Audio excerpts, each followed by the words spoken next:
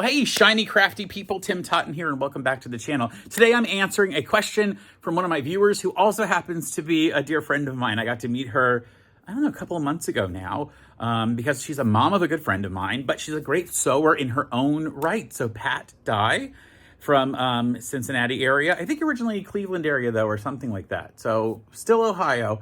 Pat, I am going to answer your question about how to square up your quilt blocks so that they're nice and pretty and square. So why don't you join me down here at the cutting table? I'll show you what we need to do to make our quilt blocks more square. So we're going to need some squares that we're going to work on, and I've just made a couple of samples here of cute one with half square triangles. I've made something with just 4 patches, and then a real funky one that we can do a bunch of different stuff with. Now what I want to show you is you'll also need to have some type of a square. I like to use a real simple one that has a 45-degree line through it and a rotary cutter. You can also mark this with a pen or pencil if you want, but really I'm going to show you the best way to do it with a rotary cutter. Now your patterns are going to tell you what size your squares need to be, your blocks need to be, and most often that's a square block. On this one, we started with 5.5-inch squares, but as you'll notice, when we went down, it cut to almost 5 1/4. Now I want this to be a 10-inch square when I'm finished. And so the best plan for me is to put the circle right here, this center point with the cross there, right on the middle of the cross of the entire block. Now this is a 10.5-inch square. It's got an extra 1/2 inch on one side and 1/2 on the other. And so it's actually really good for this because I'm going to put it right there in the middle, line up the line as it goes through. You might have to clean your square if it's not real clean. And then I will, let me get you in a better position. I will then cut with the rotary cutter. Now, you need to follow proper rotary cutter guidelines. You will notice that we have a little bit off the side that we're going to chop off. And then over here on this side, there's a little bit underneath the ruler past the 10-inch. That's good because we're going to turn it around and put this corner up at that corner and do it again. So I'll be very carefully cut through. I do have a video on proper rotary cutter technique, and you should watch it if you don't know what you're doing because it is very dangerous. I've cut myself so many times. So now we know that that is a 5-inch square, and this is 5 inches to this side, and this one is 5 inches here, but these edges still need to be trimmed up. So I'm going to turn the entire thing all the way around, and I'll put my center again with the ruler.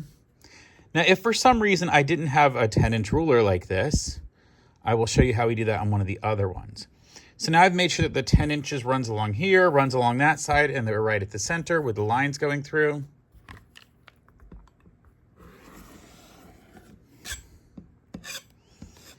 And then cut the top as well.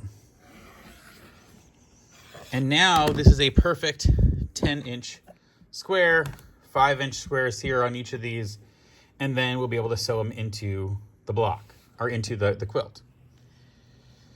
Now, I'm going to take you to one like this that is meant to be a 6-inch square when it's done, and I'll show you that I'm going to use the diagonal for this one. I could also just go to the 3-inch mark and put that at the center. I can also do that. And I can measure this 6 inches, like, 6 inches down here. Now I don't have, if I were doing it like, if it had this and had a diagonal, that would work, wouldn't it? But it doesn't have a diagonal. So I have to find the center, which would be 3 inches. That'll be the center. And I'll put that right on the center. Run the line up and down, side to side. And you'll notice, let me get you in a better position. It's not going to cut off very much. It's actually very little at the top and the sides. But I'm going to make sure that I'm really perfectly lined up through. I'm really looking through, making sure it lines up. Look at how little off the top is going to come off, just a little bit. But it's still enough for me to use this, so I will cut like there. And you'll notice that it took off very little, just the tiniest amount. Then I'll spin it around and do the same thing. I'll put my 3-inch mark right there at that center. Make sure my lines follow out. And then I can really make sure that my lines match up here. 6 and 6. I want to get a very exact square, because every time you cut one of these and it's a little bit off, it makes throws the rest of your quilt out. Imagine if you're an 1/8 of an inch off on every single square, and you had 10 squares across, you'd eventually be more than an inch off, like 1.25 inches. So there we go. That one's done, and you'll see that we now have the point so that when I sew across here, it'll go right through that at 1/4 inch. Oh, that one looks good.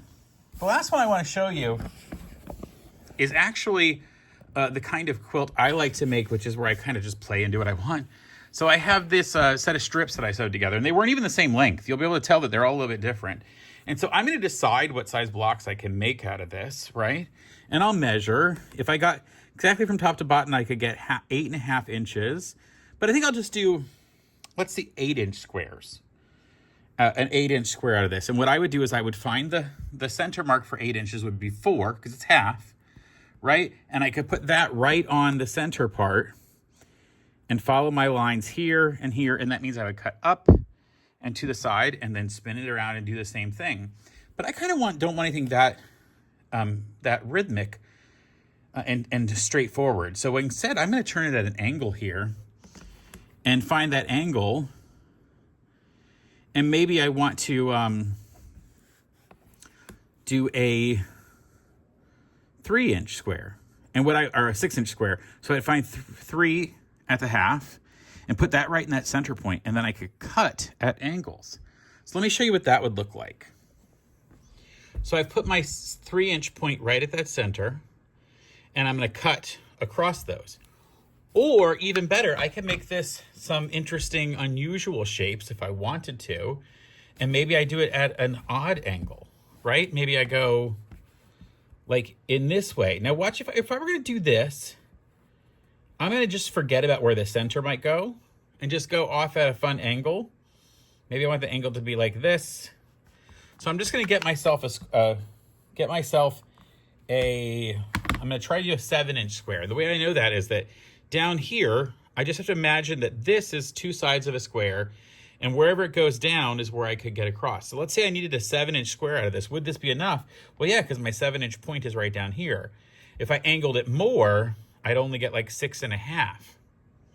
So that's a problem. So I might add some more strips if I wanted to, if I needed to get that. But I kind of like the idea of let's get a 7-inch one out of here. So I double check it. Maybe I want to make sure that the point goes right through the center. So I would make sure that my 3.5 went right through the center.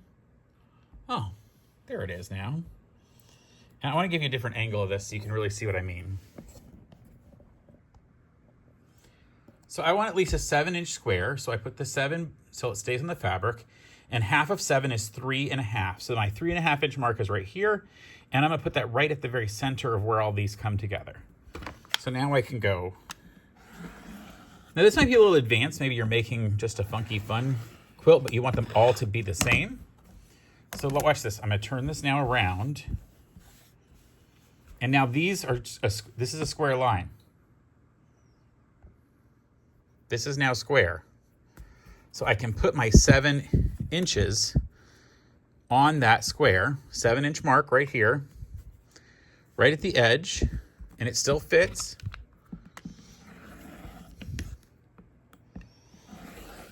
And I can either save all those scraps for something else, or now I have a fun, sort of funky 7-inch square that I can put into a unusual quilt. And you could do the same thing with this type of square or anything else, really. It's going to matter what your particular pattern calls for, but try out some fun different stuff. And maybe if you find out that your squares aren't all the same size, the best plan to do would be to, if they're all supposed to be one size, is to find out what the smallest one is, square it up, and then all the others get cut and squared to that size. And that way all your squares are the same size. So if I was doing that with these squares, these patches, I would measure this one, which is a 6-inch square, and all these other ones would get to 6-inch, cut to 6 inches so that they would go into the same quilt. All right, well, that is how you square up quilt blocks. I made this video for my friend Pat Dye, who lives in in the Cincinnati, Ohio area. And hey, Pat, thank you so much for asking the question. If you have a question, someone other than Pat that you want to ask, or Pat, ask another one, just go ahead and leave a comment here, or you can even join the Shiny Crafty People Facebook group, which is linked in the description below, and ask a question. See if I can share some knowledge with you. Until next time, folks, stay crafty. And hey, this time, it's actually hip to be square. Bye for now.